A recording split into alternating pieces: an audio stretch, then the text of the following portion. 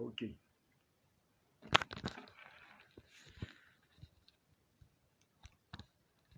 Je suis en direct. Ok. Nous allons commencer dans quelques instants. Donnez-moi encore 2 minutes. Nous allons nous réjouir d'abord dans le Seigneur.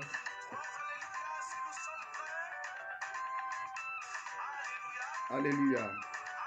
Alléluia. Alléluia. Donnez-moi 2 minutes. Je reviens pour positionner toutes choses. Amen.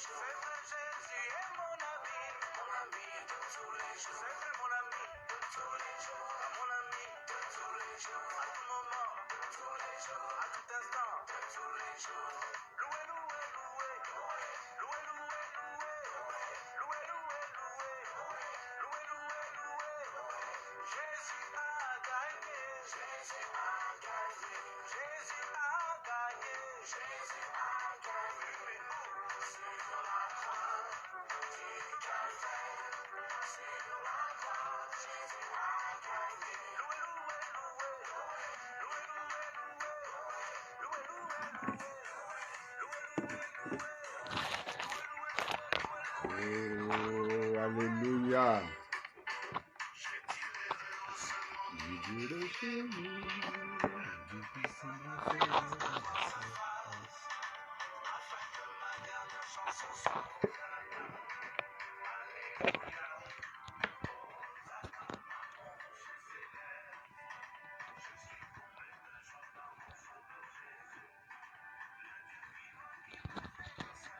Alléluia.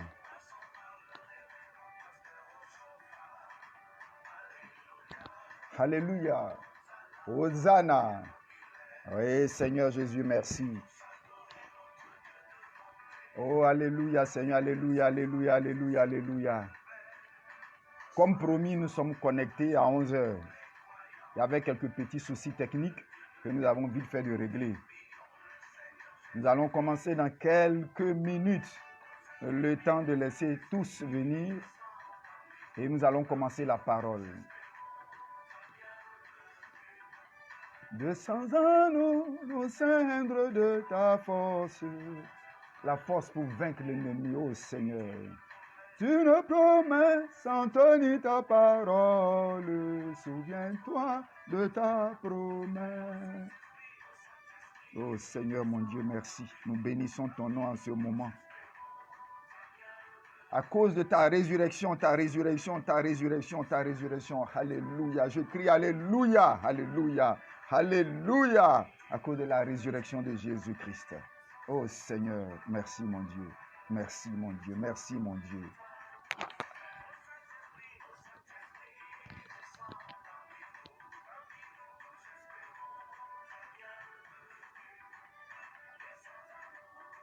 J'ai encore 2 minutes.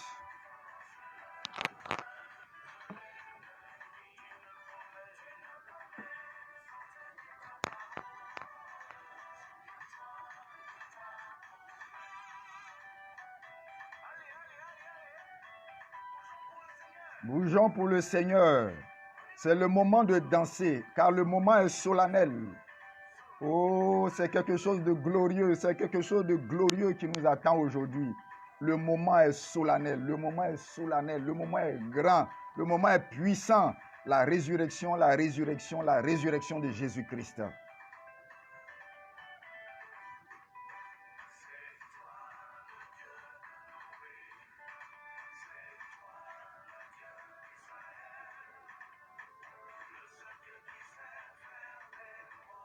Oui. J'ai encore 1 minute et nous allons commencer.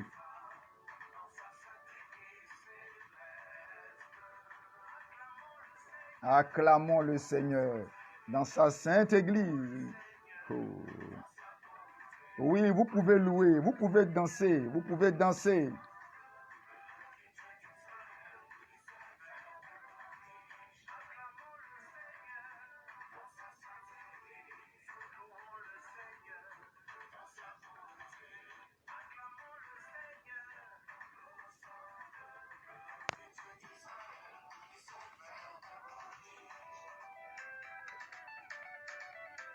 Oh Seigneur, merci.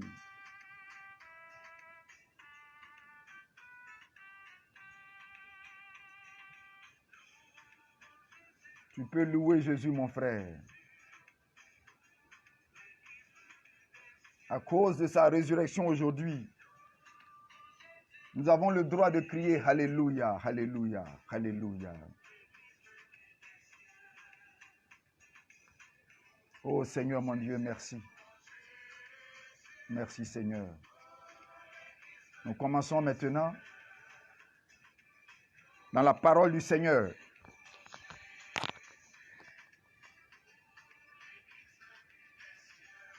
Laissez-moi arrêter et nous commençons. Avant de commencer, j'aimerais que vous criez avec moi Alléluia, Alléluia, Alléluia. Le moment est glorieux, le moment est vivant, le moment est solennel pour nous. La résurrection de notre Seigneur Jésus-Christ. Vous voyez comment je me suis habillé aujourd'hui dans ma tenue pour accueillir celui qui sort de la mort et pour venir à moi en me donnant sa vie. C'est un grand jour.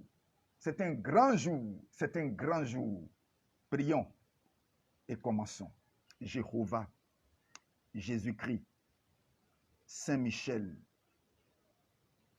Dieu de toute éternité, Dieu grand, fort et redoutable, Dieu très saint, Dieu glorieux, gloire à ton saint nom, parce que tu as fait une chose inimaginable pour nous. Jésus était dans la mort et tu as envoyé le Saint-Esprit aller l'y chercher pour le ressusciter des morts et d'entre les morts.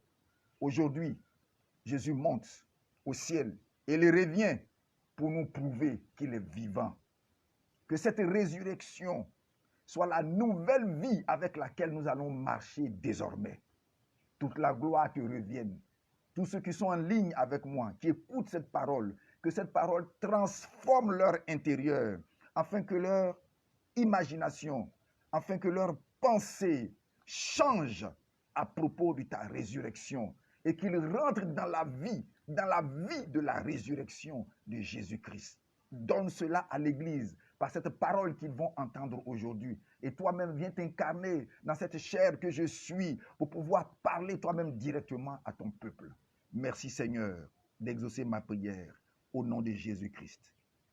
Amen. Amen. Amen. Amen au nom de notre Seigneur Jésus.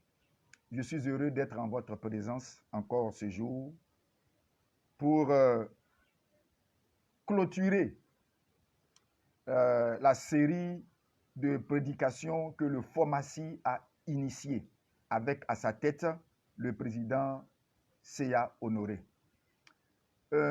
J'aimerais dire merci à tous les ministres qui se sont succédés à cette tribune et qui ont donné des paroles éducatives, des paroles instructives, des paroles qui ont ouvert notre entendement et notre esprit en ce qui concerne Dieu et cette semaine sainte.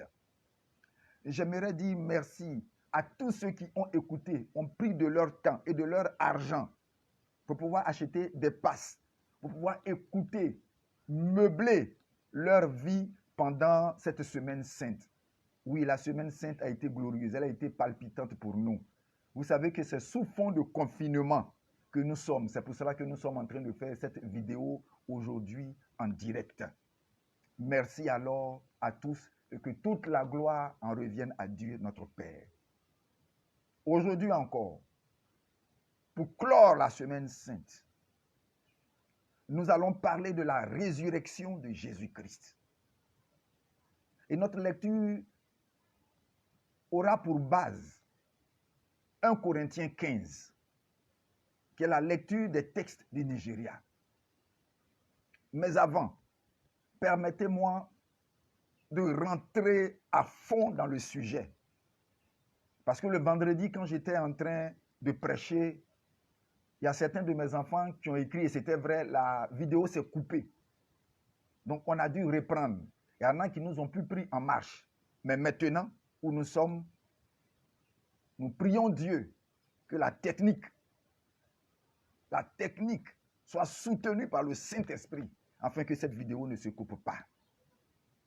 Donc, je vais reprendre. Avant la résurrection de Jésus, qu'est-ce qui s'est passé? Avant de tomber dans la résurrection de Jésus, donc ma prédication aura deux grands axes. Je vais prêcher d'abord pourquoi Jésus est mort. C'est important. Il faut le comprendre avant de comprendre la résurrection. Car quand vous lisez les écrits de Paul, dans la Bible, quand vous lisez les écrits de Paul, chaque fois qu'il parle de la mort de Jésus-Christ, parle aussi en même temps de la résurrection de Jésus-Christ. Je le répète, chaque fois que Paul parle de la résurrection de Jésus-Christ, chaque fois qu'il parle de la mort de Jésus, il parle aussi de la résurrection. Il dit Christ est mort et il ajoute bien plus. Vous comprenez? Bien plus, il est ressuscité. Ça a son importance. Ça veut dire quelque chose. Donc nous allons rebondir d'abord pendant peut-être 15 ou 20 minutes sur la mort de Jésus. Je vais vous faire comprendre certaines choses. Il y a des confusions dans le corps de Christ. Il y a des confusions dans la maison de Dieu. Et je vais redresser ces confusions avant de rentrer réellement dans la résurrection de Jésus-Christ. C'est normal. Jésus est ressuscité. Crie Alléluia. Mais avant qu'il ne soit ressuscité, il est mort. Il faut qu'il meure avant de ressusciter. C'est pour cela que nous allons prendre tout de suite le livre de Romains. Allons-y, dans le livre de Romains. Romains 5. Nous commençons au verset 6. Dans le livre de Romains, suivez avec moi et marquez au fur et à mesure. Romains 5, à partir du verset 6. Pourquoi Jésus est mort? Car lorsque nous étions encore sans force, Christ, au temps marqué, est mort pour des impies. Donc Jésus est mort pour des impies. Jésus n'est pas mort pour un chrétien. J'aimerais être brutal, clair. Jésus n'est pas mort pour un chrétien. Jésus est mort pour des impies. Je continue. Verset 8. Mais Dieu prouve son amour envers nous en ce que, lorsque nous étions, tu vois bien le temps, c'est le temps passé, lorsque nous étions encore des pécheurs, est-ce que maintenant tu es un pécheur? Non, tu tombes dans le péché, tu pêches. Tu commets des erreurs, mais tu n'es pas un pécheur. Péché est une nature. Ta nature n'est plus la nature d'un pécheur. Donc, en ce que nous étions encore des pécheurs, Christ est mort pour nous. Donc, le nous là, c'est qui? Le nous là, c'est quand nous étions pécheurs. Donc, Jésus est mort pour le monde entier. Je le répète, Jésus est mort pour le monde entier. La mort de Jésus concerne tous les humains à la face de la terre. Allons-y au verset 9. Il dit, à plus forte raison donc, maintenant que nous sommes justifiés par son sang, oh, alléluia, c'est glorieux. Qu'est-ce qui nous justifie? C'est le sang de Jésus, ce n'est pas sa mort. Sa mort ne nous justifie pas. Mettez les mots à leur place et votre prière sera efficace. Le sang de Jésus nous justifie. Sa mort est pour tous les hommes, tous les pécheurs, tous les hommes pécheurs à la surface de la terre dont nous faisions partie autrefois. C'est pour cela que Jésus est mort. Je continue. Donc la mort de Jésus concerne les hommes. Le sang de Jésus nous a justifiés. Donc nous ne sommes plus parmi ceux qui sont morts, nous sommes parmi ceux qui ont été justifiés. Continuons. Le verset 10. Car si lorsque nous étions ennemis, nous avons été réconciliés avec Dieu par la mort de son Fils. Donc, qu'est-ce que la mort de Jésus fait? La mort de Jésus réconcilie le ciel et la terre. En fait, Jésus est une porte. Tu comprends bien? Jésus est une porte. Et cette porte, oh, alléluia, alléluia, alléluia, alléluia, alléluia, alléluia. Cette porte est un pont que Dieu jette entre le ciel et la terre. Dès que Jésus est mort, le pont s'est établi. Donc, il y a le monde des pécheurs et il y a la maison de Dieu qui est le ciel. Donc, tous ceux qui empruntent ce pont, qui passent par la porte, ont accepté Jésus dans sa mort. Donc, quand Jésus est mort, c'est que c'est pour l'humanité. Dieu jette un pont à l'humanité. Donc, tous ceux qui emprunteront désormais ce chemin pour arriver dans la maison de Dieu sont justifiés par le sang de Jésus-Christ. Sur leur front, il y a une marque. Quand les anges maintenant te voient, on dit oui, il appartient à notre maison. Oui, lui, il appartient à notre maison. Oui, lui, il appartient à notre maison. Mais celui qui n'a pas la marque, bien que la porte soit ouverte, bien que Jésus soit mort pour tous les pécheurs, tous ne viennent pas, tous ne rentrent pas, tous ne passent pas encore par la porte. Mais la porte est encore disponible. La porte est encore ouverte. C'est pour ça que c'est nous d'aller prêcher pour que les gens empruntent la même porte que nous pour arriver dans la maison de Dieu. Je continue. Prends Jean 3, verset 16, le cœur de la Bible. Écoute bien la parole. Dieu a tant aimé le monde qu'il a donné son Fils à la mort. Donc la mort concerne qui? Le monde. Il a donné son Fils à la mort, afin que quiconque croit ne reste pas dans la mort, ne périsse pas, ne reste pas dans la mort. Parce que quand les hommes meurent, ils restent emprisonnés par la mort. Donc quiconque croit, la mort ne l'emprisonne plus dans le séjour des morts. Mais que cette personne vienne à la vie éternelle. Oh, j'aime cette parole. Que cette personne vienne à la vie éternelle. Donc tu comprends bien qu'il y a deux choses. Il y a ceux qui meurent, et puis il y a ceux qui viennent à la vie éternelle. Je vais aller pas à pas, afin que nous nous comprenions. Quand Jésus est mort, répète-le, il est mort pour qui? Il est mort pour le monde entier. 2 Corinthiens 5, verset 14. Et je le prends et je le lis pour vous. 2 Corinthiens 5, allons rapidement. Oui, verset 14. Il nous dit ceci. Car l'amour de Dieu nous presse, parce que nous estimons que si un seul est mort pour tous, tous donc sont morts. Donc quand Jésus est mort sur la croix, toute la terre est morte. Tu as bien compris, quand Jésus est mort sur la croix, tout le monde est mort. Tout le monde entier, tous les hommes, depuis Adam jusqu'à nous, jusqu'à ceux qui ne sont pas encore nés, toute l'éternité des hommes, tout le monde est mort. Ce qui signifie quoi? Si tu vas dans 2 Corinthiens 5, verset 21, va à la fin, il dit, celui qui n'a point connu le péché, Jésus, qui n'a point fait de péché, Dieu l'a fait devenir péché. Jésus n'a pas seulement pris le péché, Jésus est devenu. Jésus a pris la nature du péché. Jésus a épousé le péché. Dieu l'a fait devenir péché pour nous, afin que nous devenions justice de Dieu en lui. Oh, alléluia. C'est un transfert. Tous les péchés du monde sont allés sur Jésus. Meurtre, adultère, folie, et boisson. Tous les péchés du monde sont descendus sur Jésus. Voilà pourquoi Dieu, à un moment donné, a fermé les volets du ciel. Et alors Jésus s'est écrié, Père, Père, pourquoi m'as-tu abandonné? C'était à ce moment-là que Jésus avait crié. Pourquoi? Parce qu'en mourant, tous les péchés de la terre, de tous les hommes sont descendus sur Jésus-Christ. Il était devenu péché. Or, Dieu ne tolère pas le péché. Dieu ne regarde pas le péché. Dieu n'est pas en relation avec le péché. Dieu a dû fermer la porte du ciel, les fenêtres du ciel. Et Jésus alors s'est trouvé seul.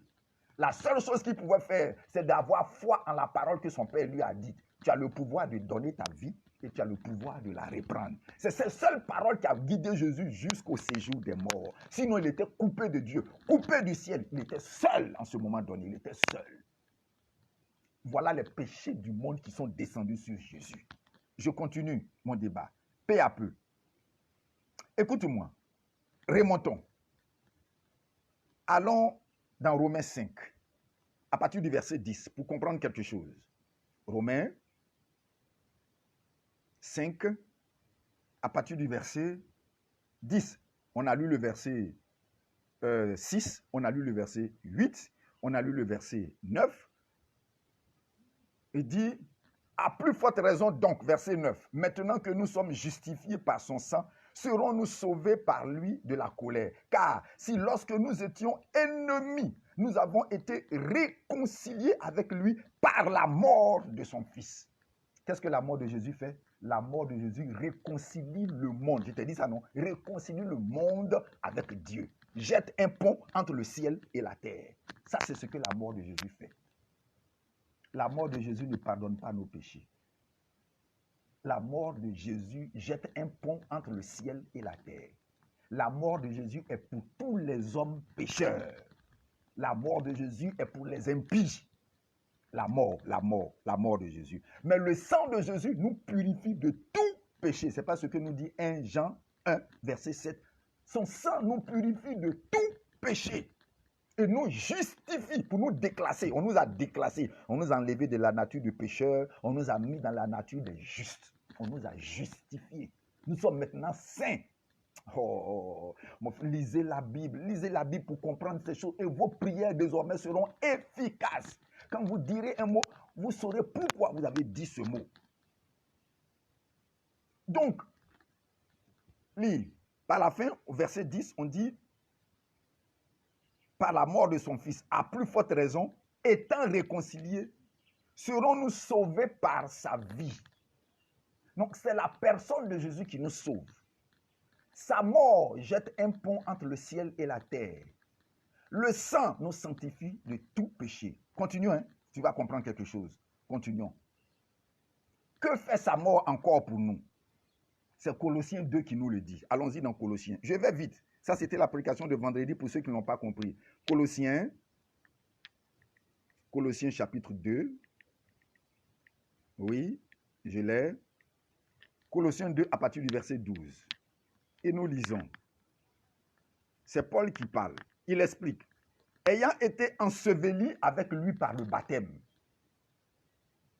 Donc nous avons été ensevelis, veut dire enterrés.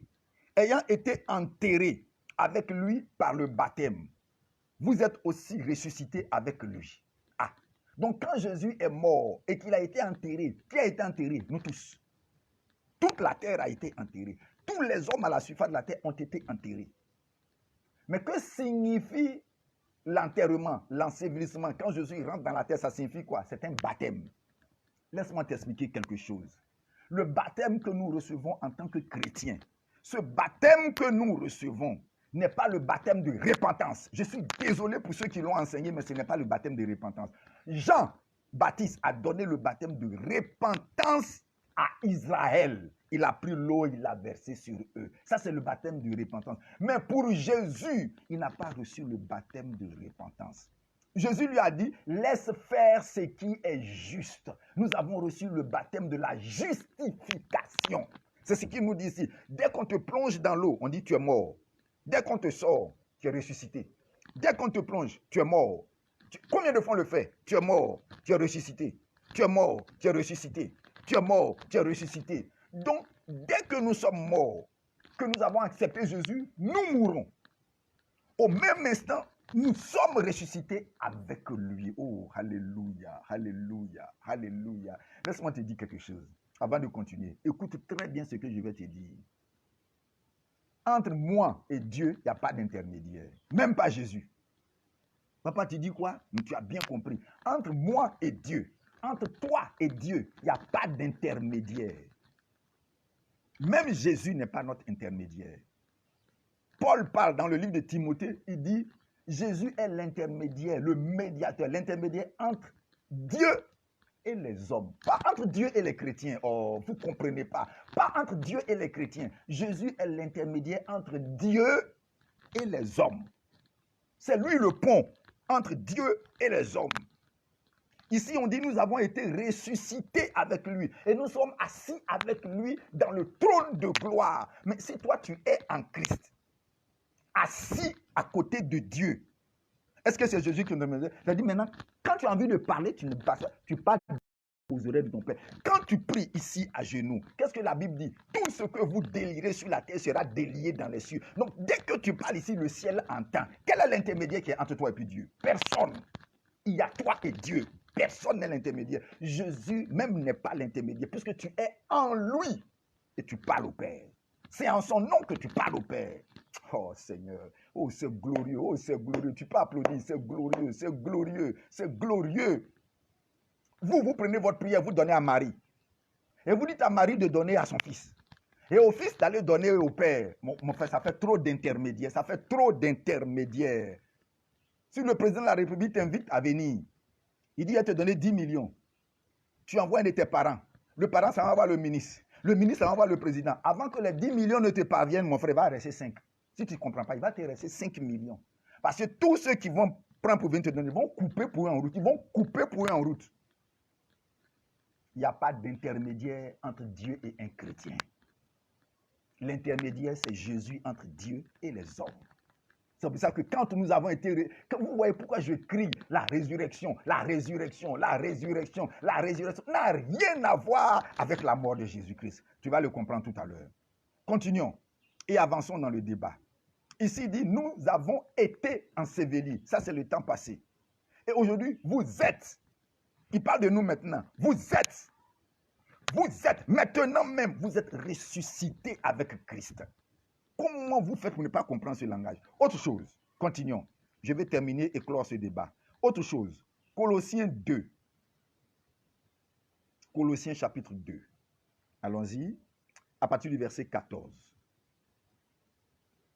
Nous étions en Colossiens 2, 12 et nous venons de lire. Maintenant, Colossiens 2, 14. Je l'ai, oui. Il dit, vous qui étiez morts par vos offenses et par l'endurcissement de votre chair, ça c'est le verset 13, il vous a rendu à la vie avec Christ. Donc Christ et toi, vous êtes ressuscités ensemble. Et il nous a fait grâce pour toutes nos offenses.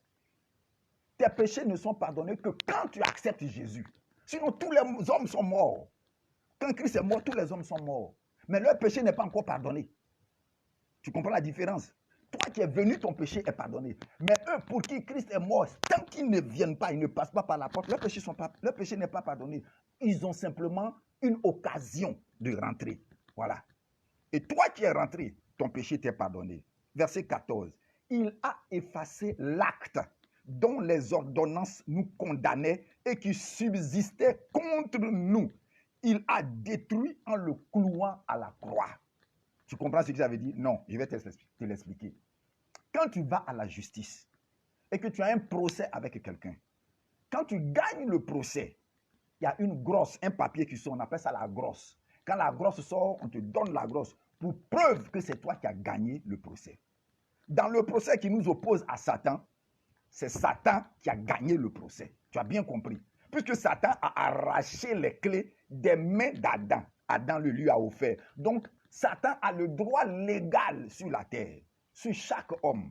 Maintenant, quand tu viens à Jésus-Christ, la grosse, Jésus, on dit bien, il a arraché la grosse à Satan. Et il a cloué la grosse là à la croix. Pam, pam, pam. Désormais, la grosse n'appartient plus à Satan.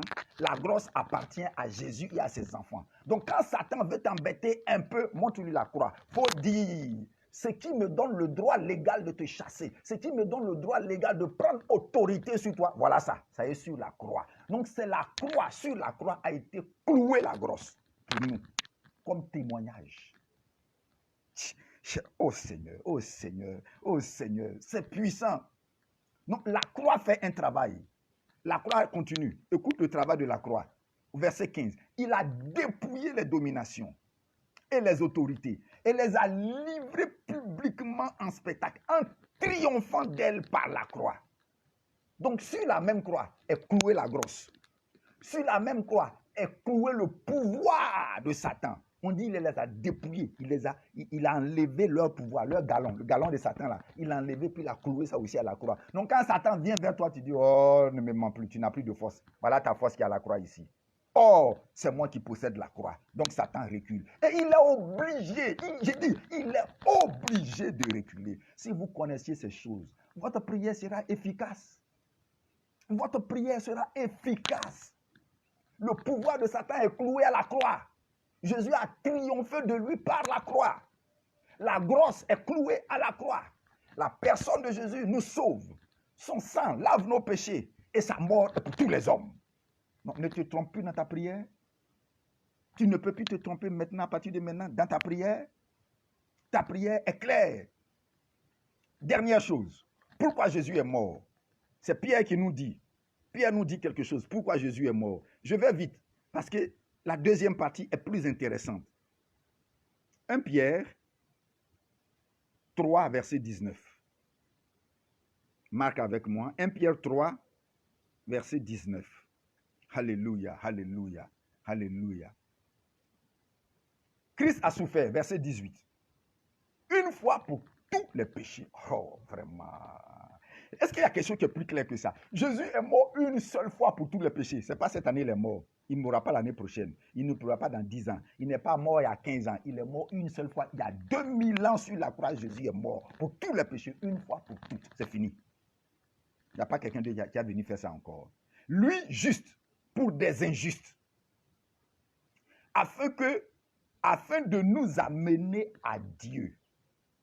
Ayant été mis à mort quant à sa chair, mais ayant été rendu vivant quant à l'esprit. Seigneur. Non, je laisse, je passe, je continue. Dans lesquels aussi il est allé prêcher aux esprits en prison. Donc quand Jésus est mort, il est descendu au séjour des morts pour aller prêcher à ceux qui étaient en prison. Prison veut dire la mort est une prison. La mort retenait Abraham et tous ceux qui étaient dans son sein. Et la mort retenait les injustes, les pécheurs, les mauvaises personnes. Comme le riche. Vous avez vu la discussion entre Lazare et le riche.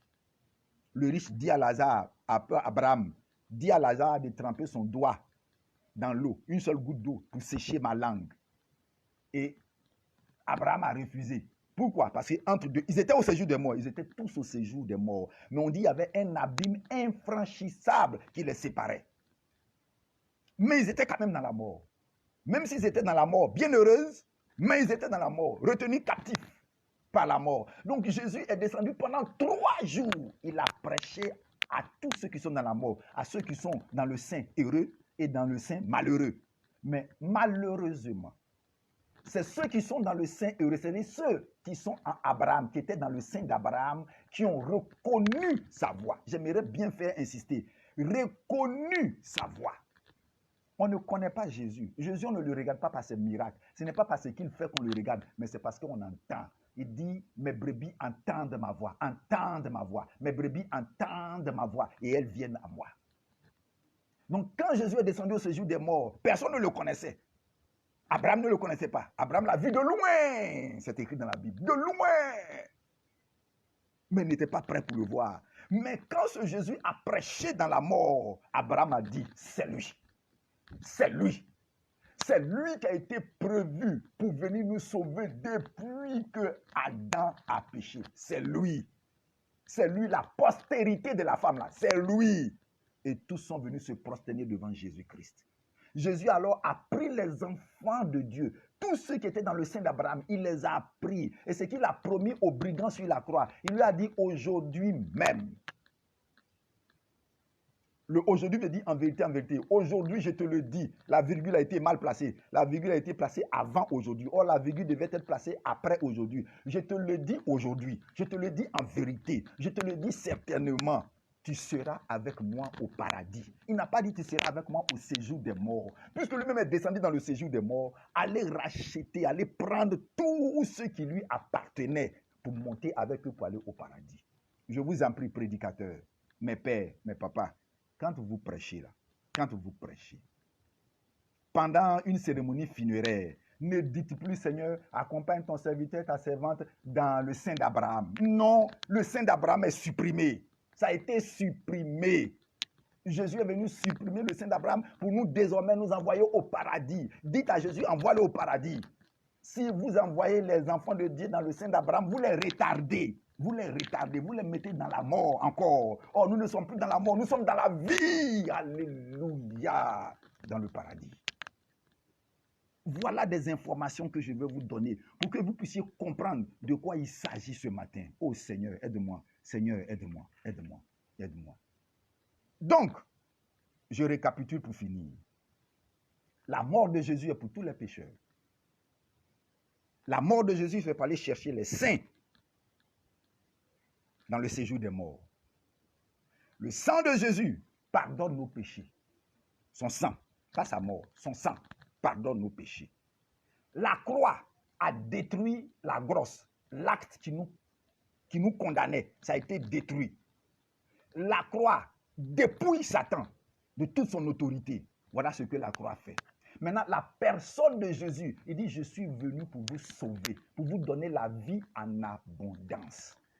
Laisse-moi te dire quelque chose qui va t'étonner. Avant de continuer, pardon, donne-moi 2 minutes. Donne-moi 2 minutes. Jésus n'est pas venu pour pardonner nos péchés. Papa, tu dis quoi? Oui, tu as bien entendu. Jésus n'est pas venu pour pardonner nos péchés. Jésus n'est pas venu pour faire des miracles. En Israël, au temps de Moïse, quand on devait pardonner les péchés, on égorgeait un agneau. Donc, il y avait un agneau pour effacer déjà les péchés, ou bien pour couvrir les péchés, c'est le terme juste, pour couvrir les péchés. En Israël, quand on voulait que quelqu'un guérisse, on l'amenait à la piscine de Bethesda. C'est là-bas, tous les malades qui tombaient dans l'eau là, quelle que soit leur maladie, étaient guéris. Donc, il y avait quelque chose qui guérissait en Israël. Donc, Jésus est venu pour plus que pardonner nos péchés. Jésus est venu pour plus que nous guérir. 1 Jean 3 nous dit, Jésus est venu afin que nous ayons la vie éternelle. Jésus est venu pour nous donner la vie éternelle. C'est plus que tout ce que... L'agneau ne peut pas te donner la vie éternelle. L'agneau couvre tes péchés. La guérison guérit ton corps. C'est tout. Mais Jésus est venu nous donner autre chose que nous n'avions pas. La vie de Dieu. La vie éternelle, c'est la qualité de vie de Dieu. Ce n'est pas aller au ciel. Non, non, non. La vie éternelle, ce n'est pas mourir et puis aller au ciel. Je suis désolé. Ça, c'est l'obédience catholique qui nous a appris ça, que la vie éternelle, c'est chez Dieu. Non, la vie éternelle, c'est la qualité de vie de Dieu. Si Dieu était parmi nous ici, maintenant, comme Jésus, tout ce qui touche reprend vie. Tout ce qui touche devient de l'or. Là où il y a la sécheresse, il met la floraison, il met la vie. Là où il y a la mort, il donne la vie. C'est la qualité de vie de Dieu. C'est pour ça que quand Jésus vient dans ton affaire, tes finances marchent, ton foyer marche, ta maison marche, ton commerce marche. Tu grandis de jour en jour. Tu deviens patron dans ta société. Tu te lèves pour être le premier. C'est la vie, la qualité de vie de Dieu, c'est de nous tirer vers le haut. Voilà ce que Jésus nous a donné. Les autres n'ont pas pu nous donner ça. C'est pour ça que quand Jésus a dit « tout est accompli sur la croix », il a dit « j'ai satisfait à toutes les exigences de Dieu ». Maintenant, la vie de Dieu peut être donnée aux enfants qui empruntent le pont pour rentrer dans la maison de Dieu. Alléluia, alléluia, alléluia. Gloire à Dieu. Gloire à Dieu. Je le répète, gloire à Dieu. Maintenant, changeons de sujet. On a dit que quand Jésus est venu, tout le monde est mort. Comment cela se passe-t-il? Quel est le processus de cette mort? Comment mourrons-nous? Romains 6, verset 6 nous dit, notre vieil homme a été crucifié. Et le corps du péché a été détruit. Relis, tu vas comprendre. Le vieil homme a été crucifié avec Christ. C'est quoi ce vieil homme? Qu'est-ce que ça veut dire le corps du péché? Écoute, quand tu prends un gâteau, le gâteau est dans une boîte. Le gâteau, ce n'est pas la boîte, ce n'est pas le paquet. Le gâteau, c'est le contenu. Donc, quand on te dit le corps du péché, le péché qui est le gâteau, est dans une enveloppe. Donc, il y a le contenu et il y a l'enveloppe. Qu'est-ce que Jésus vient faire? L'enveloppe là, ce qui est dedans là, c'est ce qui est notre vieil homme. C'est ce qui est notre vieil homme. Maintenant, prends Galates 2, verset 20. Je vais te montrer quelque chose d'époustouflant. Je vais te montrer quelque chose, oh Seigneur, de glorieux. Quand le Saint-Esprit a ouvert mes yeux là-dessus, j'ai dit, mais Seigneur, Seigneur, nous sommes loin de ta parole. Galates 2, verset 20. Paul commence par dire, j'ai été crucifié avec Christ. J'ai été, c'est le temps passé. Quand Christ est mort, on a bien dit que tous les hommes sont morts. Donc, à quel moment j'ai été crucifié? Il y a 2000 ans, j'ai été crucifié avec Christ. J'ai été crucifié avec Christ. Maintenant, quelle est la partie de moi qui est crucifiée? Puisque ici, je continue de vivre. Maintenant, il continue par dire, si je vis, ce n'est plus moi qui vis, c'est Christ qui vit en moi. Si je te disais de me dire combien de personnes il y a dans cette phrase, tu allais te tromper. Je l'ai déjà enseigné ailleurs. Combien de personnes il y a dans cette phrase? Si je vis, ce n'est plus moi qui vis, c'est Christ qui vit en moi. Dans cette phrase, il y a 4 personnes. C'est parce que quand on dit si je vis, vous personnalisez la phrase. C'est pour ça que vous ne comprenez pas. Dépersonnalisez la phrase et vous allez comprendre. Je m'explique. Mettez je comme quelqu'un qui est extérieur de vous. Et je reprends la phrase. En grec, c'est écrit si je est en train de vivre, moi est mort. Oh, c'est glorieux, c'est glorieux. Reprends. Si je vis, si je est en train de vivre désormais, il se sépare de moi. Si je vis, moi ne vis plus. Moi, le moi ne vit plus. Si je vis, moi est mort. Donc, il y a combien de personnes? Il y a je, il y a moi. En terminale, on nous a posé un sujet en philosophie. Et c'est la Bible qui m'a fait comprendre cela. En terminale, on nous a demandé qui parle quand on dit je? Hein? Qui parle quand on dit je? Si je te posais la même question, la première réponse qui vient à la bouche de tout le monde, mais celui qui parle là, c'est moi. C'est faux. Ce n'est pas toi qui parles. Il y a ta personnalité. Il y a l'éducation de tes parents dedans. Il y a l'éducation scolaire dedans. Il y a l'éducation de la rue dedans. Il y a tout ce que, toutes tes expériences de la vie, tout ce qui t'a marqué, t'a blessé, tout ce que tu as aimé, ça y est dans ton jeu. Donc quand tu dis je, tu parles de tout cela. Le jeu dont tu parles là, il parle de tout cela.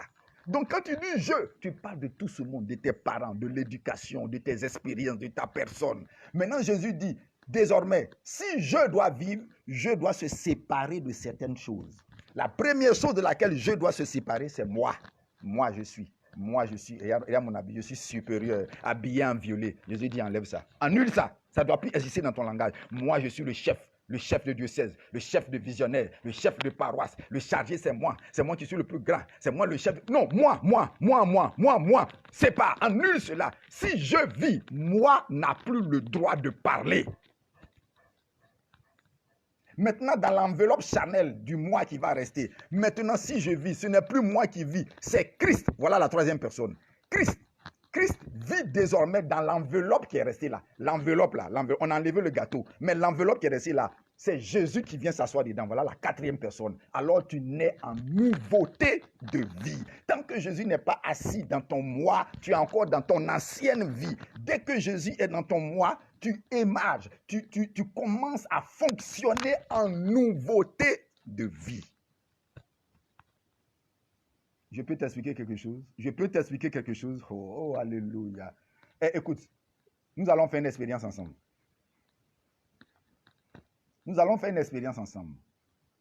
Prends une graine de maïs. Sépare les 2 cotylédons.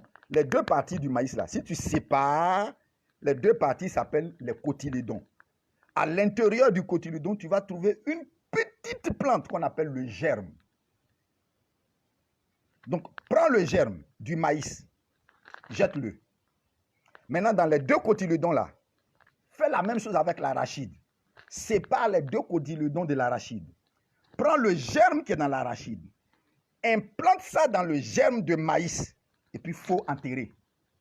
Qu'est-ce qui va pousser? Qu'est-ce qui va pousser? C'est arachide qui va pousser ou bien c'est maïs qui va pousser? Oh, faux. Ce n'est pas maïs, c'est arachide. Car ce qui pousse, c'est le germe. Le germe, c'est lui qui est la vraie plante. C'est ce que Jésus a fait. Jésus est venu jusqu'à la mort. Jésus s'est fait petit, tout petit, afin que désormais, il s'implante en toi, maïs.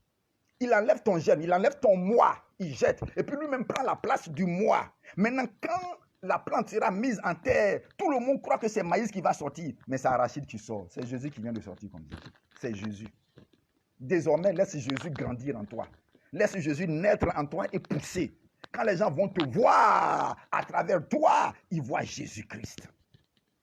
En nouveauté de vie. Voilà ce que ça veut dire. Voilà ce que ça veut dire mourir. Mourir là.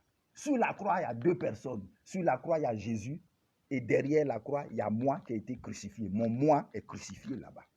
Sur cette même croix, l'acte qui nous condamnait a été crucifié. Sur cette même croix, les dominations, les autorités ont été crucifiées. Sur la même croix, il y a 3 choses qui sont crucifiées là-bas. Oh Seigneur, oh Seigneur, oh Seigneur, aide-nous à comprendre ta parole. Maintenant, revenons.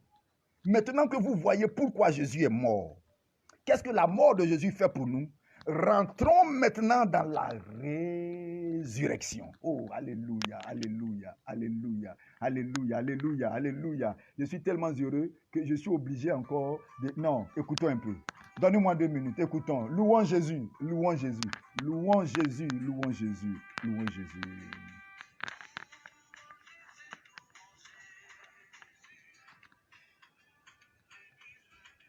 Louons Jésus pour le travail qu'il a fait pour nous.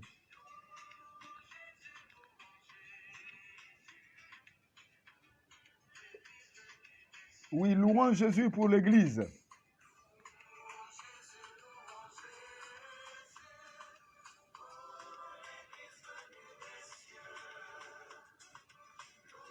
Louons Jésus.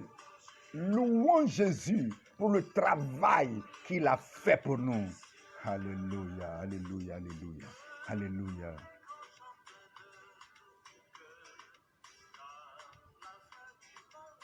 La fin du monde est proche, mes frères. Louons Jésus. Parce qu'il nous a fait église. L'église dont on parle là, c'est pas église qui s'est céleste, c'est pas église catholique, c'est pas église romaine, c'est pas église. L'église, c'est nous, le corps de Christ. Il a envoyé, il est venu vivre dans ce corps. Louons Jésus.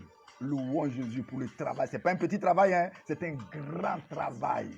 Un travail éternel que Jésus a fait. Que tous les enchanteur. La fin du monde approche. Louons Jésus. Louons Jésus. Oh Seigneur. Oh Seigneur. Merci. Merci. Maintenant que nous avons glorifié, chanté un peu Dieu, écoutez, nous allons continuer maintenant dans la résurrection. Dis avec moi résurrection. Résurrection. Oh, il y a des choses puissantes et glorieuses qui arrivent. Vraiment, je prends mon temps parce qu'aujourd'hui est un jour exceptionnel. Laissez-moi faire 1 heure. J'ai déjà fait 30 minutes. Je fais encore 30 minutes avec vous. C'est un jour exceptionnel. La résurrection de Jésus-Christ. Nous avons commencé avec le livre de Romains. Nous avons commencé avec Romains 5. Nous repartons alors. Oui, je prends Romains 5. Et nous étions au verset 4. Qui nous dit, Romains 5, verset 4. Où je suis, c'est Jésus qui parle. Or, l'espérance ne trompe pas. Romains 5, 5. Car Dieu a départi, Dieu a mis dans le cœur, a répandu dans nos cœurs par le Saint-Esprit qui nous a été donné. Donc Dieu a mis dans nos cœurs l'amour de qui? L'amour de son Fils quand nous étions en train de traverser le pont. Jean continue de dire, Jean 3, verset 16, nous dit que Dieu a tant aimé le monde qu'il a donné son Fils unique, afin que quiconque croit ne périsse pas. Mais quiconque est quoi? Dès que tu crois, on te donne quoi? La vie éternelle. C'est cette vie-là, c'est cette vie éternelle-là, c'est d'elle qu'il s'agit. C'est sur cette vie que je suis focalisé. C'est sur cette vie que mon esprit est totalement immergé. Oh Seigneur, aide-nous. Nous tombons dans la lecture d'aujourd'hui, qui nous parle maintenant. Vous voyez, chaque fois que Paul parle de la mort, il parle aussi de la résurrection. Je vous ai dit tantôt qu'il a dit, car Christ est mort, bien plus. Donc, qu'est-ce qui est important? La résurrection ou la mort? C'est la résurrection. Bien plus, il est ressuscité. La mort de Jésus n'est pas importante pour un chrétien, mais la mort de Jésus est importante pour le monde. Mais quand nous devenons chrétiens, la mort de Jésus a cessé d'agir pour nous. Ce qui va agir pour nous maintenant, c'est la vie de la résurrection de Jésus. Si tu n'as pas compris ça, tu vas continuer d'avoir les problèmes que tu as maintenant là. Tu vas continuer d'avoir ces mêmes problèmes. Allons pas à pas pour que je te le fasse comprendre. Écoute, 1 Corinthiens 11, Paul parle. Laisse-moi le prendre pour toi. 1 Corinthiens 15, pardon. 1 Corinthiens 15. Nous sommes au verset 11. Ainsi donc, que ce soit moi, que ce soit les autres apôtres, eux, voilà ce que nous prêchons. C'est ce que vous avez cru. Vous avez cru quoi? Vous n'avez pas cru la mort de Jésus. Non, vous n'avez pas cru la mort de Jésus. Vous avez cru la résurrection de Jésus-Christ.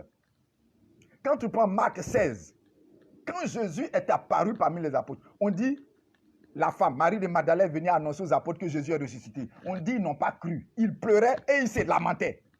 Ça, c'est des gens, ça c'est des bons disciples, ça. C'est des gens à qui on peut faire confiance, ça. Quand Jésus est mort, ils pleuraient et se lamentaient.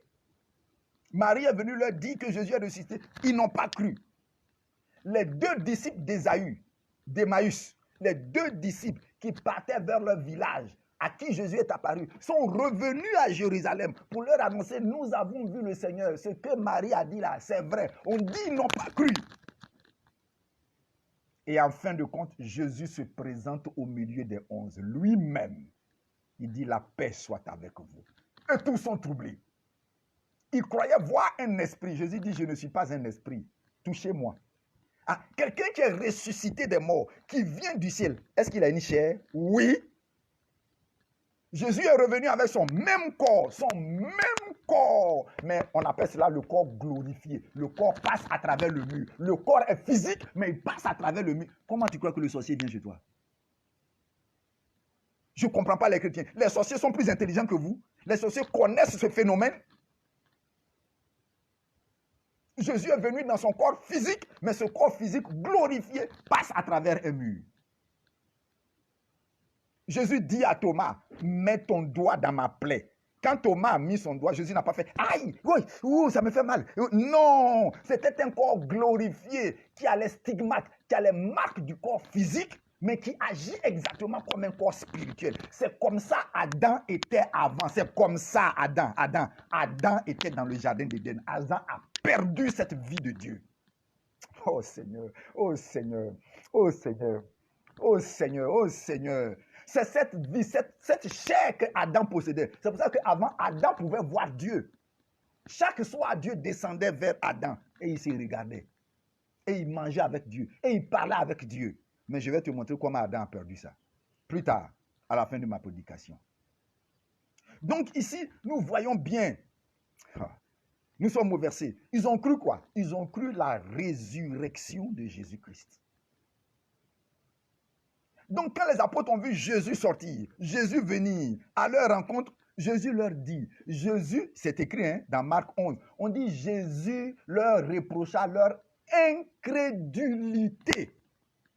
Jésus leur reprocha, merci mon frère Seiya, Jésus leur reprocha leur incrédulité et la dureté de leur cœur parce qu'ils n'ont pas cru ce que les autres ont annoncé. Qu'est-ce qui fait que tu ne crois pas? Ça veut dire que ton cœur est incrédule. Qu'est-ce qui fait que tu ne crois pas? Ton cœur est dur. Il y a des choses que tu ne pardonnes plus. Il y a des choses que tu ne pardonnes plus. Ça là, moi si c'était moi, je ne peux pas laisser. C'est la dureté de ton cœur. C'est cette incrédulité qui fait que tu ne peux pas croire la parole de Dieu. Simple. Tu veux croire, laisse certaines choses. Tu veux croire, laisse certaines choses. Oh, la parole est simple. La parole est simple pour nous. La parole est simple pour nous. Pour boire la parole de Dieu, il faut dégager son cœur parce que tu remplis quelque chose. Dégage ton cœur de cailloux, de charbon, de haine. Dégage ton cœur de ça. Ça va faire de la place. La parole de Dieu pourra s'implanter. Amen. Je continue. Écoute-moi très bien. Donc quand Jésus leur a reproché leur incrédulité, le verset qui suit dit, il leur annonça, allez annoncer la bonne nouvelle à toute la création. Où est la bonne nouvelle? Où est la bonne nouvelle dans ce? Il dit, allez leur annoncer que je suis ressuscité. Voilà la bonne nouvelle. Donc quand tu te focalises sur la mort de Jésus, tu es en train d'annoncer la mauvaise nouvelle. Si tu l'annonces à un chrétien, ce n'est pas la bonne nouvelle. La bonne nouvelle pour un chrétien, c'est la résurrection de Jésus. La mort de Jésus doit être annoncée au monde. Jésus est mort pour vous. Jésus a payé vos péchés. Jésus est mort sur une croix. Dieu a envoyé son Fils. Si tu l'acceptes, alors tu as sa vie. On doit annoncer la mort de Jésus au monde, mais on doit annoncer la résurrection aux enfants de Dieu. Oh Seigneur, comment l'Église va faire pour comprendre ces choses? Allez annoncer la bonne nouvelle. Que je suis ressuscité, que je suis celui que j'ai dit que je suis. J'ai dit que j'étais le Fils de Dieu. C'est pour ça que je ne suis pas resté dans la mort. Je suis sorti de la mort et je suis ressuscité. Qu'est-ce qui prouve que je suis ressuscité? Voilà, je relève des paralytiques. Voilà, je guéris. Parce que celui qui guérit, celui qui est mort ne peut plus rien faire. On dit une fois que tu es mort, tu ne peux plus rien faire. Or, si Jésus continue d'agir, ça prouve qu'il n'est pas mort. Ça prouve qu'il est vivant. Allez dire au monde que je ne suis pas mort, je suis vivant. La preuve, je fais des miracles. Je relève des paralytiques. J'ouvre les yeux des aveugles. J'en fais entendre les sourds. Je donne la vie là où c'était mort. C'est ça, la preuve que je suis ressuscité. Si vous prêchez la résurrection de Jésus, vous serez un homme puissant. Si vous prêchez la résurrection et la vie qui est dans la résurrection de Jésus, vous serez un chrétien puissant. C'est la différence entre les chrétiens, ça. Ceux qui sont arrêtés à sa mort et ceux qui prennent la résurrection de Jésus. Donc, continuons. 1 Corinthiens 15. Verset 11. Voilà ce que nous prêchons. Verset 12. Il dit, or, si l'on prêche que Christ est ressuscité des morts, comment quelques-uns parmi vous disent qu'il n'y a point de résurrection des morts? Nous prêchons la résurrection, mais parmi vous, il y a des gens qui ne comprennent pas encore la résurrection des morts. Eh bien, je suis là pour te l'expliquer. Je vais t'expliquer aujourd'hui ce que c'est que la résurrection des morts. À partir du verset 13 jusqu'au verset 18, Paul établit 5 faits de la résurrection. 5 bénéfices que nous donne la résurrection. Paul établit 5 bénéfices de la résurrection. Écoute-moi très bien. Écoute très bien les 5 bénéfices que nous avons à travers la résurrection. Verset 13, il dit, s'il n'y a point de résurrection des morts, Christ, il n'a plus dit Jésus, hein.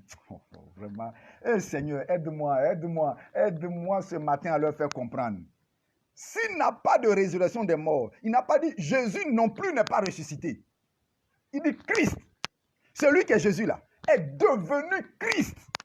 Aïe, aïe, aïe, aïe, aïe, aïe, aïe, aïe, aïe, aïe, aïe, Seigneur. Il dit s'il n'y a point de résurrection des morts, Christ non plus n'est pas ressuscité. Regardez les écrits des apôtres, eux tous parlent de Christ, Jésus-Christ, Jésus-Christ, Christ, Christ, Christ. Il n'est pas plus de Jésus simple, Jésus simple. Jésus, c'est celui qui était sur la terre pour nous. Mais dès qu'il est mort, qu'il est ressuscité, il est devenu Christ. Quand il était sur la terre, le Christ là était en lui. C'est avec le Christ qu'il opérait. On ne le voyait pas. Maintenant qu'il est mort, le Christ a fait surface. Le Christ a jailli. Le Christ est sorti. Actuellement, c'est Christ que nous prêchons. Et il continue. Nous sommes au verset 13. Il dit, s'il n'y a point de résurrection des morts, Christ non plus n'est pas ressuscité. C'est le premier fait. Jésus, Christ n'est pas ressuscité. Ça veut dire que Jésus continue d'être dans la mort. Or, quand quelque chose est mort, c'est mort. Ça ne produit rien. Quand quelque chose est mort, ça ne produit... Bouddha est mort, rien. Krishna est mort, rien. Mahomet est mort, rien. Ça produit quoi? Ça produit quoi? Ça produit miracle, ça produit vie. Le premier président de la République est mort. Regardez son pays aujourd'hui. Regardez son pays. Ça produit quoi? La mort ne produit rien. Mort veut dire mort. Mort veut dire tout est mort. Il n'y a rien, ça produit rien.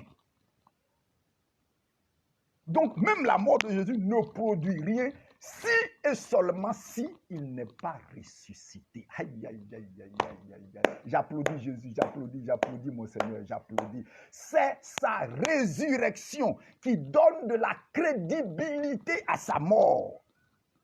Maintenant, quand je te dis Jésus est mort, tu vas me dire comment? Mais il est mort.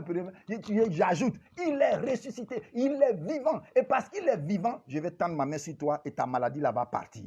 Alors maintenant, la personne croit pourquoi Jésus est mort et il emprunte la porte, il emprunte le pont et il vient maintenant dans la maison de Dieu. C'est la résurrection de Jésus-Christ. Si Jésus n'est pas ressuscité, sa mort n'a aucune espèce de valeur. Je le répète, il y a des gens qui ne veulent pas entendre ça, ils croient que je m'amuse. Si Jésus n'est pas ressuscité, sa mort n'a aucune espèce de valeur pour toi, pour moi, pour le monde. Ce qui donne de la valeur à la mort de Jésus, c'est sa résurrection. Voilà ce que l'apôtre est en train d'établir. Je continue. Verset 14. Et si Christ n'est pas ressuscité, notre prédication est vaine. Donc ce que je suis en train de dire là, je suis un menteur. Ma prédication est sans valeur. Je suis en train d'inventer des trucs. Maintenant, quand toi tu m'écoutes là, est-ce que tu penses que je suis en train d'inventer des trucs? Quand tu me regardes ici là, est-ce que je suis en train de réciter des faussetés? Quand tu m'écoutes ici là, est-ce que tu crois que je suis en train de dire des bêtises? Si Christ n'est pas ressuscité, ma prédication est vaine. Or, je sais que ce que je suis en train de dire est en train de remplir quelqu'un. Ce que je dis est en train de bénir quelqu'un. Ce que j'ai en train de dire est en train de relever quelqu'un. Il y a une de mes filles qui m'a appelé la fois dernière, il n'y a même pas encore 3 jours. Elle était complètement anéantie. Elle a fait toutes sortes de prières et de cérémonies. Il me dit, papa, je ne comprends pas. Je connais la personne qui m'embête. On m'a montré cela en rêve. Les visionnaires me l'ont dit. Et certains disent, tant que la personne n'est pas morte, je ne pourrai pas avoir mon bonheur. Je lui ai dit faux, archi faux, complètement faux et totalement faux. Demandez à ma fille, Gris Estelle, qui est en train de m'écrire actuellement. Demandez-lui, elle connaît, elle sait. Sans cérémonie, avec la parole de Dieu, je lui ai simplement dit, ma fille, la résurrection de Jésus. Si Jésus n'est pas ressuscité, alors ta maman peut avoir le pouvoir sur toi. Alors ton papa sorcier là peut avoir le pouvoir sur toi. Alors tes hommes sorciers là peuvent avoir le pouvoir sur toi. Même s'ils ne sont pas morts, ils peuvent avoir le pouvoir. Mais si Jésus est ressuscité, si Jésus a de la valeur, tout ce qu'ils ont fait contre toi est nul et non avenu. Dès qu'elle a cru ses paroles, elle allait dormir. On lui montre, le même jour là, on lui montre qu'on vient de la plonger dans l'eau et on vient de la sortir, qu'elle est une nouvelle personne. Aussitôt, elle a pris son téléphone et m'a appelé. Mais je ne vous comprends pas, les chrétiens. On ne vous demande pas d'acheter. On ne vous demande pas d'aller payer 20 000 francs, 30 000 francs, 60 000 francs, 80 000 francs d'objets pour faire des cérémonies. On te demande de croire juste que Jésus est ressuscité et qu'il a condamné, il a aboli sur la croix toute puissance de l'ennemi. Tu préfères croire autre chose? C'est normal. Vous vous arrêtez à la mort de Jésus. Moi, j'ai commencé avec la résurrection de Jésus. Donc, on n'est pas la même chose.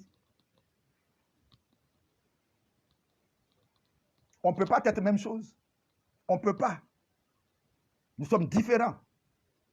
Toi, tu as arrêté à la mort. Quand tu pries, Seigneur, que ta mort me veut. Seigneur, ta mort. Seigneur, tu as pris à ta mort. Seigneur, non. Quand moi je prie, je dis Jésus, ta vie. Jésus, ta résurrection. Jésus, ta force. Jésus, ta parole. C'est ça qui me relève. Toi, tu as arrêté à la mort. Moi, je suis dans la résurrection. Voilà pourquoi tu me vois prêcher avec force. Voilà pourquoi tu m'entends parler. Alors, si Christ n'était pas ressuscité, ma prédication est vaine. Mes paroles sont des mensonges. Troisième fait, c'est le verset 15 qui nous dit, il se trouve même que nous sommes de faux témoins à l'égard de Christ, puisque nous avons témoigné contre Dieu qu'il a ressuscité, tandis qu'il ne l'aurait pas ressuscité si les morts ne ressuscitent pas. Est-ce que tu es un faux témoin? Tous ceux qui étaient paralysés et qui se sont tenus droits et qui sont guéris, est-ce que ce sont des faux témoins?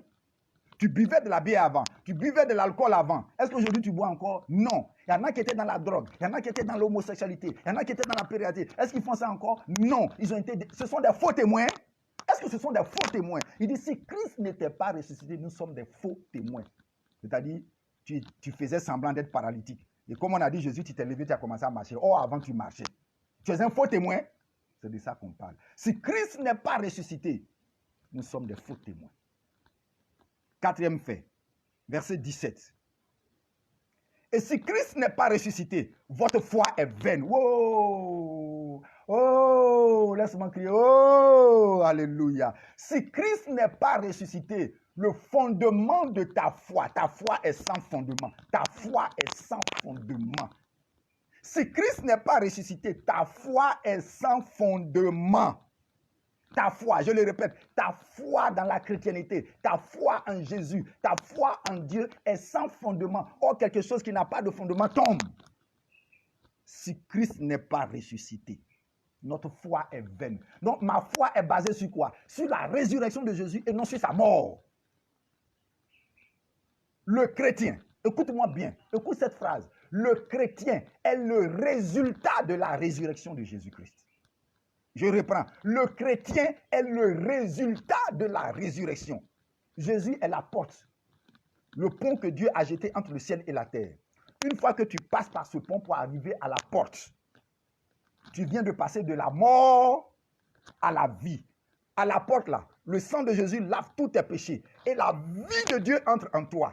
Comme le grain, comme Jésus est venu s'installer en toi comme graine. Maintenant, tu commences une nouvelle vie. Tout ce que tu touches, normalement, devait vivre. Tout ce que tu touches devait prospérer.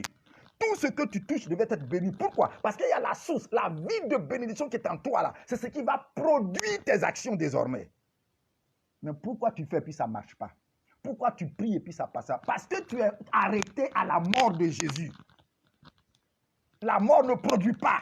Ce qui produit, c'est la résurrection. Alléluia, alléluia, alléluia, alléluia. Quand je fais l'application sur la résurrection, c'est parce que je suis obligé de m'asseoir. Sinon, dans mon corps, actuellement, là, ça boue, ça monte, ça boue. Il y a la puissance, il y a une dose de puissance, d'onction qui commence à monter. La résurrection de Jésus-Christ. Oh Seigneur, oh Seigneur. Continuons. Notre foi est vaine.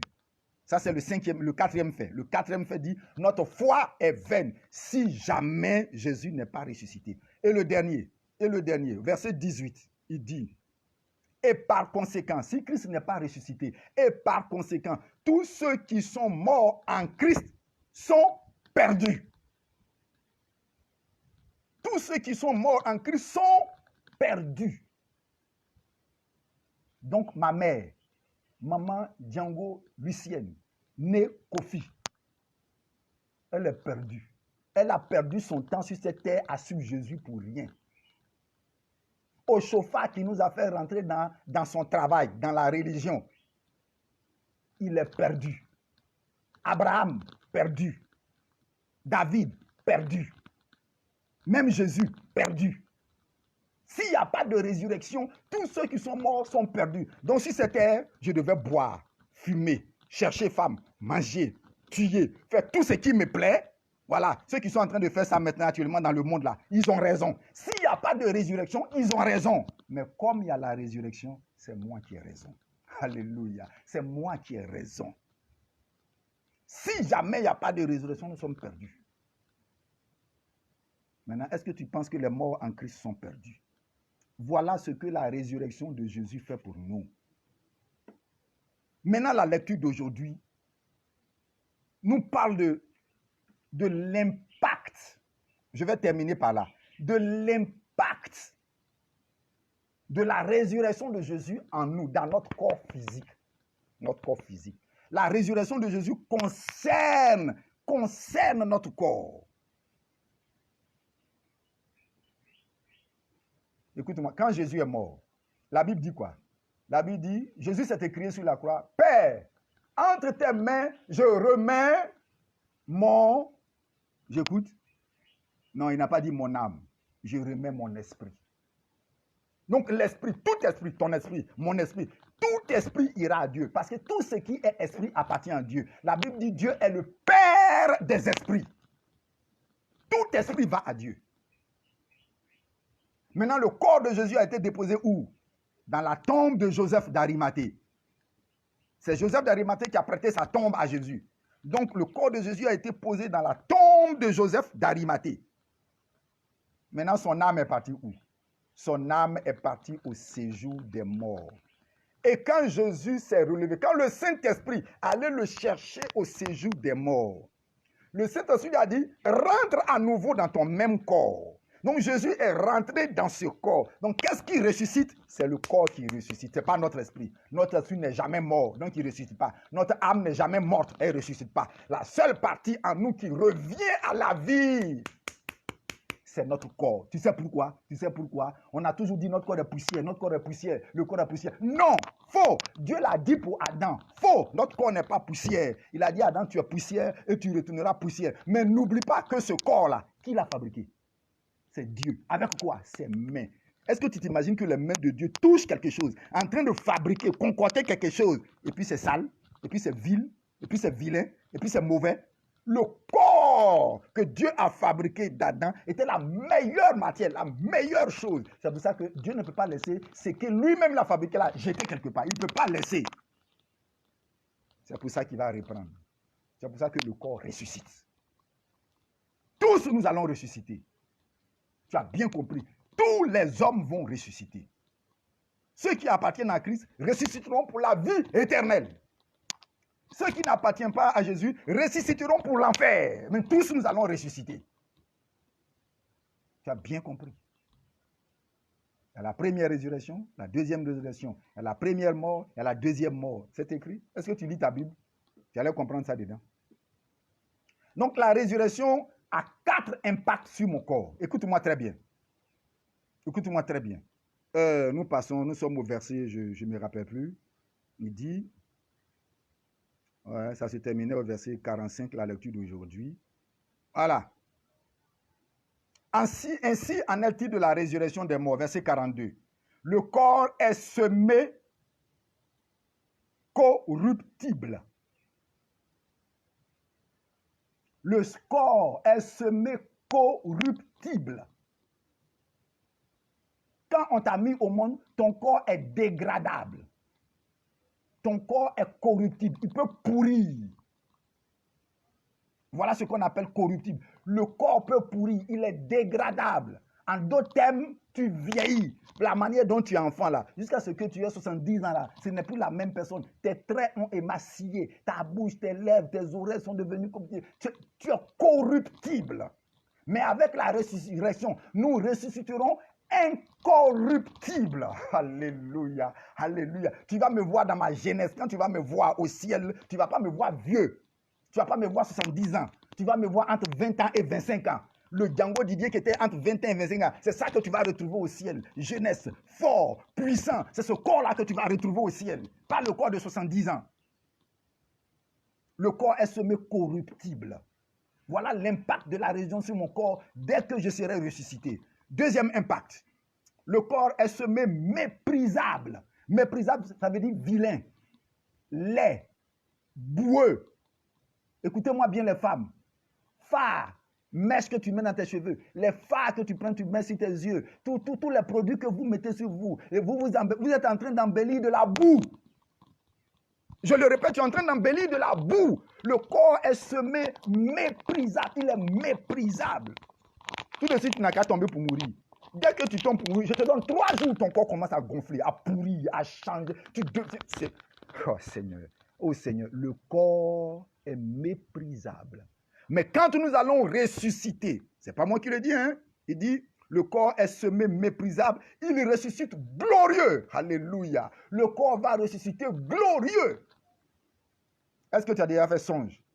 Pour ceux qui ont fait des songes, ou bien pour ceux qui ont été enlevés au ciel, ils se disent, dès qu'ils commencent à s'approcher du ciel, leur corps commence à changer. Ils deviennent jolis, beaux, comme un nouveau-né. Le corps d'un nouveau-né, ils deviennent translucides, transparents. Ils deviennent comme ils disent tous que leur corps change. Dès que tu approches du ciel, ton corps change.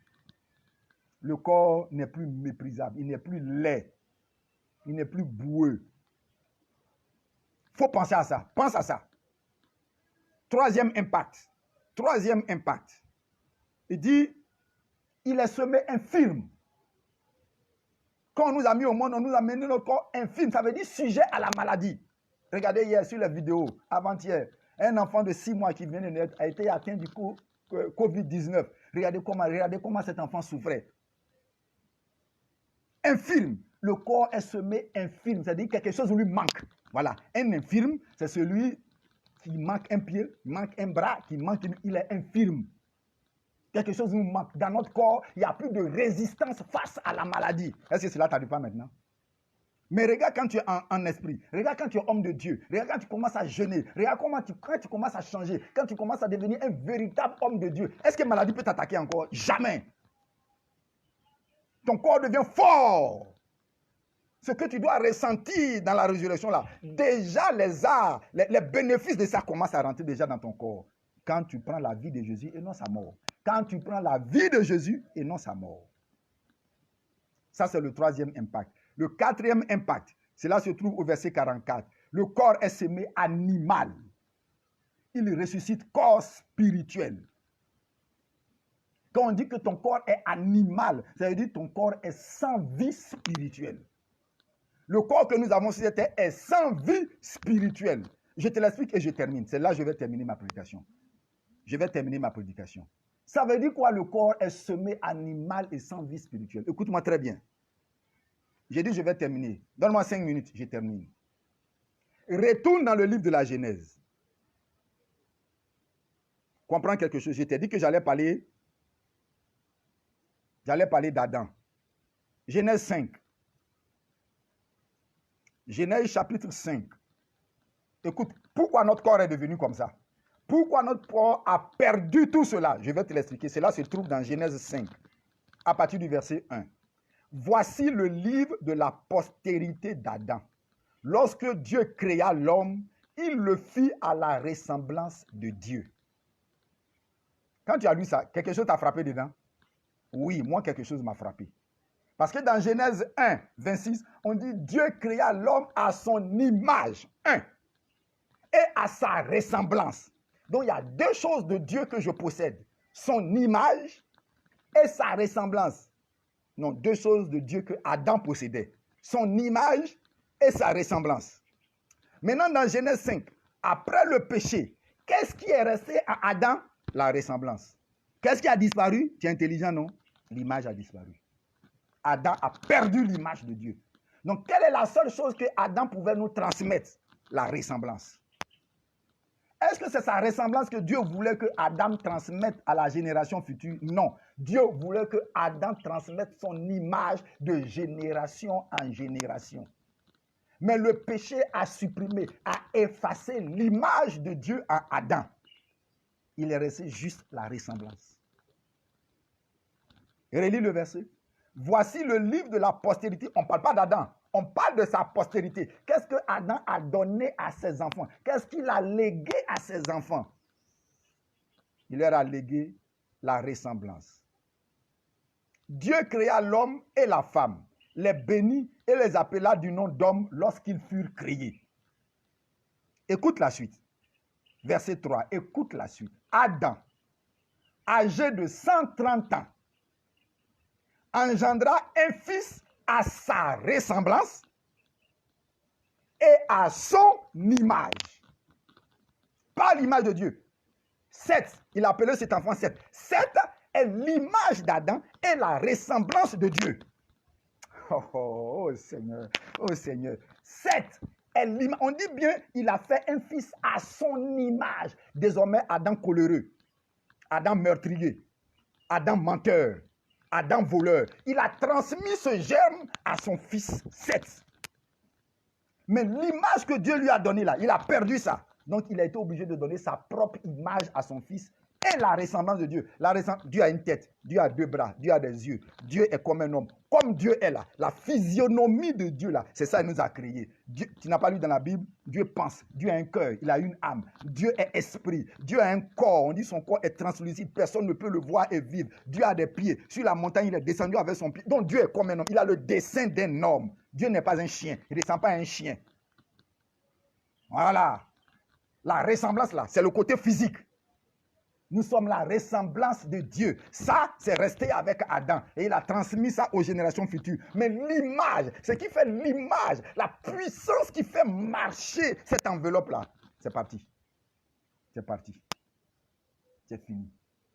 C'est pour cela que j'ai un des pasteurs que j'aime bien qui me dit, le jour où ils vont arriver au ciel, il va poser la question à Adam. Papa Adam, comment tu as fait pour manger le fruit? Comment tu as fait? J'aimerais bien que tu m'expliques. Je suis d'accord avec lui. Tu sais pourquoi? Adam a été créé par l'Esprit de Dieu, formé des mains de Dieu de la poussière. Donc tout en Adam était saint. La terre n'était pas encore maudite. La terre était sainte. La terre était pure. Donc il a pris cette terre pure pour former quelque chose de pur avec sa main. Et il a soufflé dans cette terre son esprit. Or, Jésus a reçu la même image que Adam a reçue. En Jésus, il y avait l'image de Dieu.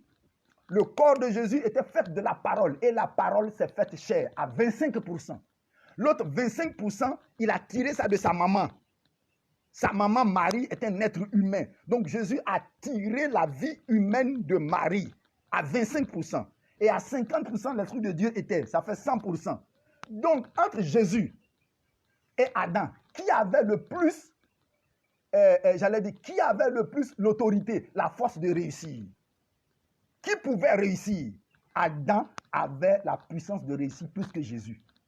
Jésus avait une partie infirme à lui. Or, Adam n'avait pas d'infirmité quand il avait été créé par Dieu. Jésus, en venant, est né avec une tare, avec une déformation. Il est né avec le corps méprisable. C'est pour ça qu'il est mort. Si jamais il n'y avait pas cela en Jésus, il ne pouvait pas mourir. Dieu ne meurt pas. Si Jésus est mort, c'est parce que les 25% que lui ont légué sa maman ont fait qu'il est rentré dans la mort. Mais les 75% qui lui restaient ont fait qu'il est revenu à la vie. Alléluia, alléluia. Et Jésus, en ressuscitant, nous donne la même vie. Il nous donne sa parole, la parole qui est en nous. À partir d'aujourd'hui, mon corps commence à devenir, ma chair commence à devenir parole de Dieu. Je commence à être rempli. Paul dit, soyez remplis de la parole de Dieu. Je commence à être rempli. Mon corps commence à se transformer. Il résiste au Covid-19. Il résiste au palu. Il résiste, comment je vais dire, au cancer. Il résiste, mon corps commence à résister à tout ceci. Parce que la résurrection commence à transformer mon corps physique. Voilà ce que Jésus a fait pour toi et pour moi. La résurrection est pour les chrétiens. La résurrection est pour les chrétiens. La mort de Jésus, Jésus est mort pour tous les hommes. Mais la résurrection est pour les chrétiens. Chrétiens, je t'en prie. À partir de maintenant, prends la résurrection de Jésus pour base de ta prière. Prends la résurrection de Jésus pour base de vie. Prends la résurrection de Jésus pour marcher sur cette terre des hommes. Je t'en prie, chrétien. Ta vie n'est pas dans la mort de Jésus. Ta vie est dans sa résurrection. Parlez résurrection. Pensez résurrection. Dormez résurrection. Réveillez-vous résurrection. Tout ce que vous devez faire doit être résurrection, résurrection, résurrection, résurrection. Vous allez voir que votre vie va changer. Tout autour de vous va commencer à refleurir. Prie avec la résurrection de Jésus. Prie avec la résurrection de Jésus-Christ. C'est la vie éternelle. C'est dedans, il y a la vie éternelle. La vie éternelle, je le répète, c'est la qualité de vie de Dieu. Voilà pourquoi j'ai été obligé de remonter jusqu'à la mort de Jésus avant de venir vous expliquer la résurrection de Jésus-Christ. Je pense, à mon sens, que je vous ai aidé. J'ai aidé le corps de Christ à comprendre quelle est la chose qui est la plus importante pour nous en tant que chrétiens. Maintenant, lèvons-nous avec cette vie de Jésus. Marchons glorieusement dans ce monde. Transformons notre monde. Gagnons notre monde à Jésus-Christ. Transcendons, dominons. Soyons des chrétiens qui dominent. Pourquoi? Parce que nous allons prendre la résurrection de Jésus pour marcher. La résurrection de Jésus est mon socle. C'est ma vie. C'est ma nature. Je crois foncièrement cela. Et c'est avec ça que je prie. C'est avec ça que je marche. C'est avec ça que je mange. C'est avec ça que je prêche. C'est avec ça que je vais partout. La vie de la résurrection de Jésus est en moi. Que cela soit pour toi. Église, que cela soit pour toi.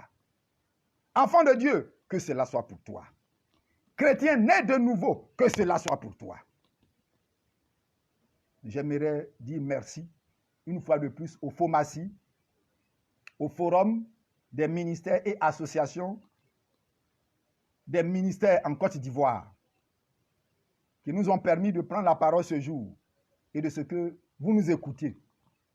Plusieurs prédicateurs se sont succédés. Ils ont dit des choses formidables. Tous ont sorti des rémas, des secrets qui sont cachés dans la Bible. Nous allons continuer à nous concerter entre nous, FOMACI, pour voir de temps en temps faire des apparitions comme ça sur le net en direct. Et nous allons convoquer tout le peuple à se connecter pour entendre de bonnes paroles. Nous invitons aussi les chefs de l'Église, les chefs de diocèse, à prendre le FOMACI comme un instrument Cet instrument, ils vont se servir de cet instrument-là pour pouvoir travailler dans l'île. On a besoin de faire une évangélisation à Dieuekoué, les ministres sont là. On a besoin de faire une évangélisation à Daoukro, les ministres sont là. On a besoin de faire une évangélisation à Bondoukou, les ministres sont là. Prenez cela comme un instrument. Prenez cela comme un instrument et prêchons la parole de Jésus-Christ. Que la grâce de Dieu soit avec vous. Que la résurrection de Jésus soit votre socle. Soyez bénis maintenant et toujours. Au nom de Jésus-Christ. Amen. Amen. Amen. Au nom de Jésus. Alléluia. Alléluia. Alléluia. Alléluia. Alléluia. Alléluia. Alléluia. Que la grâce soit avec vous. Au nom de Jésus-Christ. Amen. Amen. Amen. Merci et à la prochaine fois.